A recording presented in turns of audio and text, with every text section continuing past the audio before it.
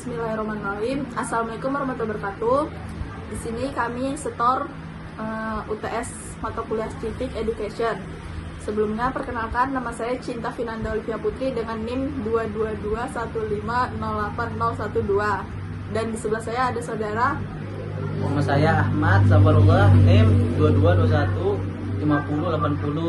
2221508075. Di sini kami akan membahas mengenai hak asasi manusia atau biasa disebut HAM. Pengertian HAM adalah anugerah Tuhan kepada manusia yang diberikan sejak lahir, yang bersifat universal, yaitu tidak mengenal batasan umur, jenis kelamin, negara, ras, agama, dan budaya. HAM bersifat kodrati dan dimiliki oleh setiap orang yang berlaku dimanapun dan kapanpun. Adapun beberapa pengertian yang mengenai HAM, yaitu yang pertama menurut John Locke, sesuai dengan kodratnya dan manusia sebagai individu merupakan makhluk yang bebas dan setara, manusia memiliki hak yang tidak dapat diganggu-gugat. Dan yang kedua menurut Undang-Undang Nomor 39 Tahun 1999 ialah seperangkat hak yang melekat pada hakikat dan keberadaan manusia sebagai makhluk Tuhan yang Maha Esa, merupakan anugerahnya yang wajib dihormati, dijunjung tinggi, serta dilindungi oleh negara, hukum, pemerintah, dan setiap orang demi kehormatan, serta perlindungan harkat dan martabat manusia. Yang ketiga, menurut Profesor Darji Darmodiharjo, hak asasi manusia itu adalah hak dasar yang sudah dibawa sejak lahir sebagai anugerah Tuhan yang sudah menjadi dasar dari hak dan kewajiban yang lain. 2. Sejarah perkembangan HAM di Indonesia.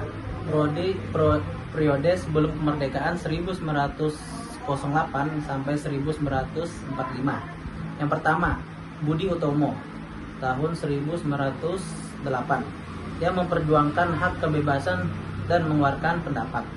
Yang kedua, Sarekat Islam 1911 memperjuangkan hak penghidupan yang layak tanpa adanya penindasan dan diskriminasi. Yang ketiga, Indis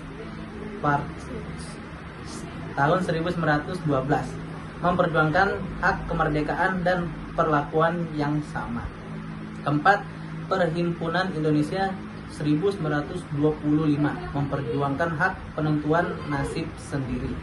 Ya, dan yang kelima, Pendidikan Nasional Indonesia 1931 memperjuangkan hak mengemukakan pendapat, berserikat, persamaan hukum, serta hak dalam penyelenggaraan negara. Dan ada dua periode tadi, sebelum kemerdekaan dan sekarang periode sesudah kemerdekaan pada tahun 1945 sampai sekarang. Yang pertama, pada periode 1945 sampai 1950, pada periode ini hal yang ditekankan adalah hak untuk merdeka, kebebasan berserikat serta berkumpul melalui organisasi politik, dan kebebasan menyampaikan pendapat terutama di parlemen.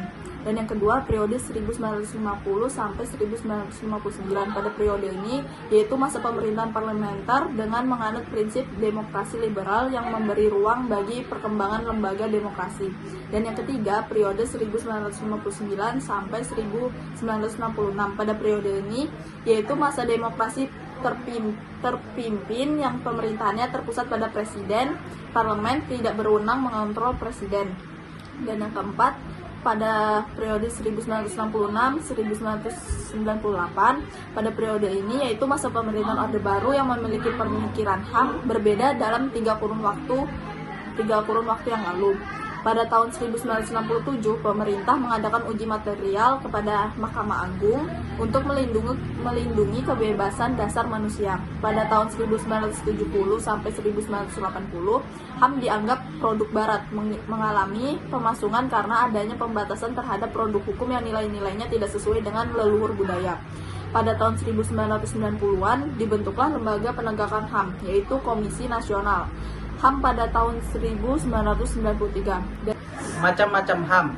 1. Hak asasi pribadi.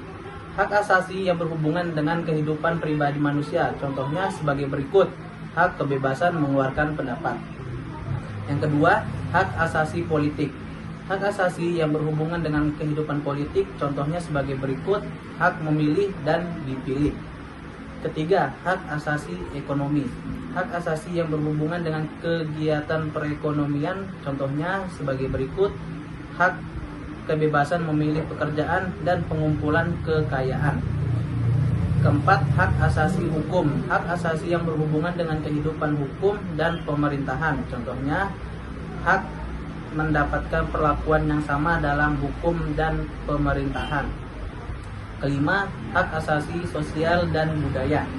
Hak asasi yang berhubungan dengan kehidupan bermasyarakat. Contohnya sebagai berikut: hak mendapatkan pendidikan, kesehatan, berpartisipasi dalam kebudayaan.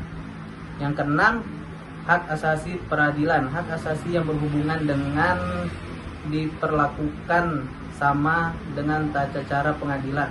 Contohnya sebagai berikut: hak mendapatkan peradilan dan perlindungan dalam penahanan, penangkapan, peradilan, penyitaan, atau penggeledahan.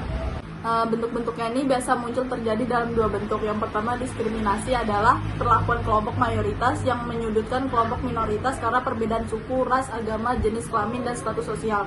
Dan yang kedua, penyiksaan merupakan perbuatan yang dilakukan dengan sengaja yang menimbulkan rasa sakit baik penderitaan jasmani atau rohani untuk memperoleh pengakuan atau keterangan dan dilakukan oleh pejabat publik.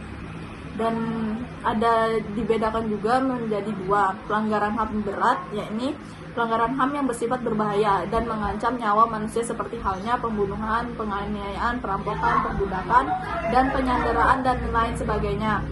Dan yang kedua, pelanggaran HAM ringan, yakni pelanggaran HAM yang tidak mengancam jiwa manusia namun membahayakan apabila tidak diatasi, seperti kelalaian dalam memberikan pelayanan kesehatan. Bentuk-bentuk pelanggaran HAM. Beberapa contoh pelanggaran HAM yang telah terjadi. 1. Konflik Sampit, yaitu suku Dayak versus suku Madura. Kedua, tragedi bom Bali. Ketiga, pemberontakan GAM. Keempat, penembakan misterius 1982 sampai 1985. Yang kelima, pembunuhan Salim Kacil. Keenam, peristiwa Trisakti. Ketujuh, peristiwa Talang-Sari. Ke-8, kasus organisasi Papua Merdeka. Ke-9, peristiwa Semanggi 1 dan 2, dan ke-10, konflik berdarah di Poso. Oke, sekian penjelasan dari kami. Mohon maaf apabila ada perbuatan dan perkataan kami yang salah. Assalamualaikum warahmatullahi wabarakatuh. Bye.